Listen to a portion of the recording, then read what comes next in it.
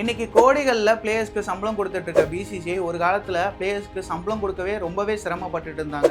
ரொம்பவே நஷ்ட நிலைமையில போயிட்டு இருந்த பிசிசிஐக்கு 1983 தான் வந்து ஒரு முதல் தொடக்கமாக இருந்துச்சு. காரணம் என்னன்னா, அப்போதைய இந்திய கிரிக்கெட் அணி, அதாவது கபில் தேவ் தலைமையிலான இந்திய அணி வந்து உலகக்கோப்பையை வென்றது தான்.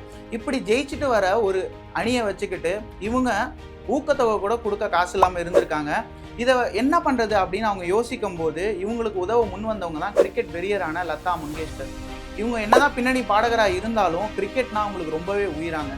அதனால என்ன பண்ணியிருக்காங்கன்னா, ஒரு கான்செர்ட் நடத்தி அந்த கான்செர்ட்ல கிட்டத்தட்ட 20 லட்சத்தை ஃபண்டை திரட்டி இவங்க வந்து பிசிசிஐக்கு கொடுத்துருக்காங்க. அந்த அமௌண்ட்டை தான் வச்சுக்கிட்டு இவங்க பிளேயர்ஸ் எல்லாருக்குமே ஒரு ஊக்கத்தொகை மாதிரி கொடுத்துருக்காங்க.